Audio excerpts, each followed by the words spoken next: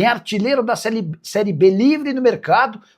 Bora contar também que Hulk já tem sua primeira proposta de um time grande do futebol brasileiro para 2026, além das últimas do mercado, bastidores, finanças e muito mais. Fala aí pessoal, sou Jorge Nicola, bem-vindos a mais um vídeo do canal. Sem perder tempo, pedir para deixar like, se inscrever no canal e ativar as notificações. Agora sim, bora começar o vídeo com aquele tradicional giro de notícias para contar que o atacante Luca, que até outro dia defendia o sub-20 do São Paulo, foi bastante elogiado pelos minutos em campo na vitória contra o Juventude. Atleta que deve ser muito mais bem testado nessa reta final de Brasileiro e também no Campeonato Paulista do ano que vem, até pela escassez de jogadores e a dificuldade financeira do tricolor. E Hulk já tem uma primeira proposta do futebol brasileiro para deixar o Atlético Mineiro.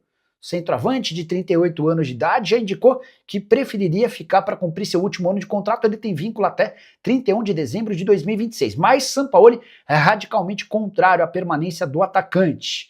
Acionistas do Galo também têm se mostrado favoráveis à saída de forma antecipada.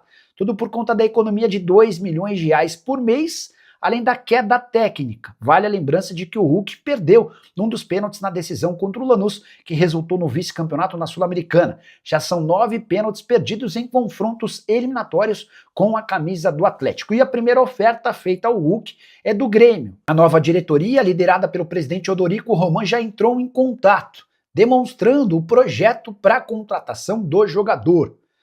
Confesso que me surpreendi com a notícia, até porque o Grêmio passa por enormes dificuldades financeiras e tem a intenção de reduzir sua folha salarial, hoje avaliada em R$21 milhões. Pergunta que eu deixo para você: Hulk caberia no seu clube do coração? Já usa o espaço para comentário e registra o que você pensa, beleza? Alvo de São Paulo e Corinthians na última janela de transferências, Pedro Rocha está de saída do Remo.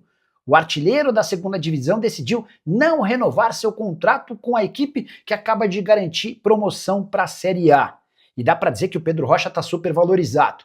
Artilheiro com 15 gols, 2 a mais do que Kleber do Avaí e Carlão da Ferroviária, o Pedro Rocha ainda deu 8 assistências, tornando-se assim o segundo maior garçom. Se você somar os 15 gols e as 8 assistências, essas 23 participações fizeram dele o principal destaque da segunda divisão na temporada de 2025.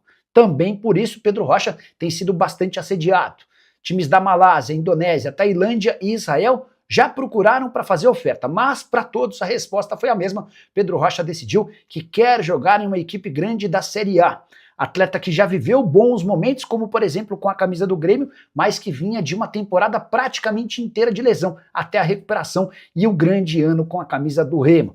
Só para registrar, lembrar que o atleta só não deixou o Remo para jogar no São Paulo e no Corinthians na última janela de transferências, porque o Remo pediu R$3 milhões para liberá-lo. Quantia considerada muito alta para alguém que vivia as últimas semanas do seu contrato. Foi um grande acerto do Remo, porque o Pedro Rocha foi absolutamente decisivo, inclusive no último jogo, na vitória de virada contra o Goiás, com 1 gol e 2 assistências do empresário do Pedro Rocha, Hamilton Bernard. A pergunta que todo São Paulino se faz é: Oscar vai ou não se aposentar? Havia uma certeza de que sim, quando o atleta precisou ser levado ao hospital e ficou por quase uma semana internado, enquanto se investigava o que aconteceu durante testes físicos. De olho em 2026, constatação de que ele sofreu uma síncope vasovagal mudou um pouco o quadro. E a percepção de pessoas próximas ao Oscar é de que a decisão ainda não está tomada. O Caio Ribeiro, muito amigo do Oscar, chegou a cravar na Globo, no auge do episódio da síncope vasovagal, que o Oscar se aposentaria. Vinha uma pressão muito grande dos familiares para que o Oscar parasse. Mas como o diagnóstico não foi tão complicado, a família do Oscar deixou de pressionar, e a decisão será do jogador, que ainda não se sentiu confortável para decidir sobre a aposentadoria ou não. São Paulo não vai se apressar e nem vai pressionar o jogador. A decisão será única e exclusiva do Oscar. Se o Oscar quiser parar, o contrato será rescindido e o São Paulo economiza mais de R$60 milhões em salários até dezembro de 2027. Vale a lembrança de que o Oscar é o jogador mais bem pago do elenco tricolor. Caso contrário, se o Oscar decidir continuar, o São Paulo segue com o atleta de forma normal. Só para completar em relação ao tricolor, vitória por 2 a 1 contra o Juventude. nesse domingo, diante de só 6 mil pessoas na Vila Belmiro, levou o São Paulo para a 8ª colocação de forma isolada do Brasileiro. O Tricolor tem 48 pontos contra 45 de Bragantino e Corinthians, 44 do Galo, 43 do Grêmio. Esse 8º lugar pode valer vaga na pré-Libertadores se Grêmio, ou melhor, se Cruzeiro ou Fluminense forem campeões da Copa do Brasil. Isso porque eles já fazem parte dos 7 primeiros colocados e o G7 viraria G8. Nesse caso, o São Paulo, terminando em 8º, teria a chance de disputar a pré-Libertadores. Próximos jogos do São Paulo.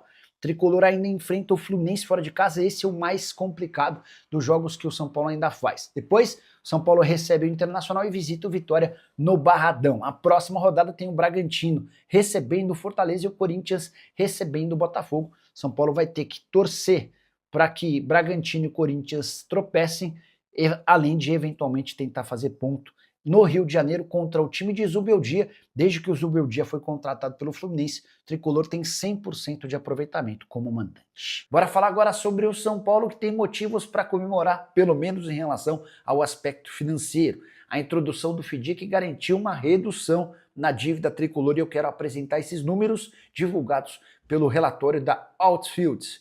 A Outfields, só para você entender, é uma empresa parceira da Galápagos. Galápagos é a responsável por, junto ao São Paulo, fazer o FDIC. O Tricolor teve uma redução de 56 milhões de reais da sua dívida em relação a dezembro de 2024 para o último levantamento divulgado no 3º trimestre de 2025.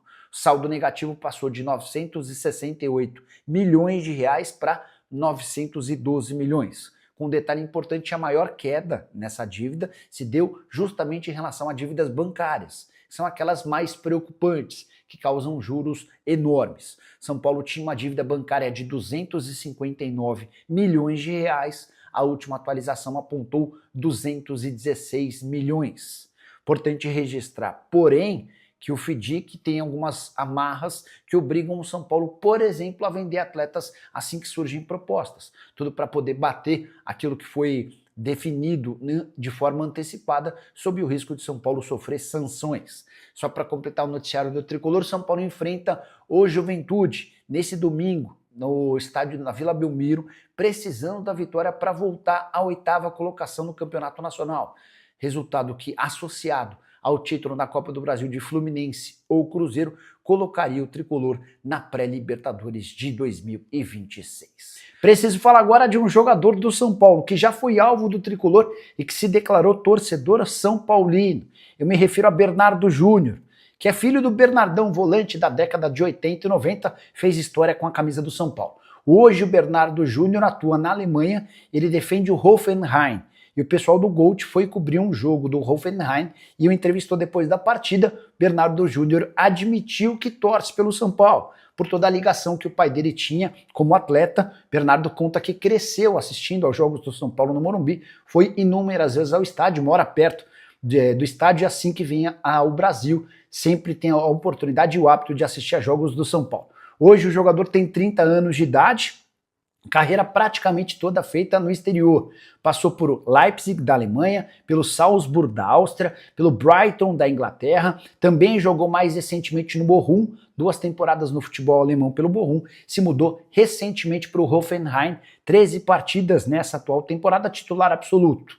Quero contar que na última janela de transferências do São Paulo e o Corinthians foram alguns dos interessados no atleta. O Bernardo até cogitou voltar ao Brasil. O pai dele, que é seu representante, o Bernardão, é quem optou por adiar esse retorno, entendendo que o Bernardo ainda tem lenha para queimar no futebol europeu. O São Paulo dá para dizer que parece ser uma possibilidade real por um futuro não tão distante. Aguardemos cenas dos próximos capítulos e qualquer novidade eu conto pra vocês. Fala, rapaziada, mais um vídeo aqui no canal São Paulo Infonews, informações do Tricolor Paulista. Sejam muito bem-vindos ao canal. Mais uma notícia importante, comenta aqui embaixo, fortalece com like, se inscreva no canal. Voltaremos assim que pintar mais notícias, estamos de olho no mercado. Forte abraço, tamo junto, até o próximo vídeo. Valeu, tropa, fui!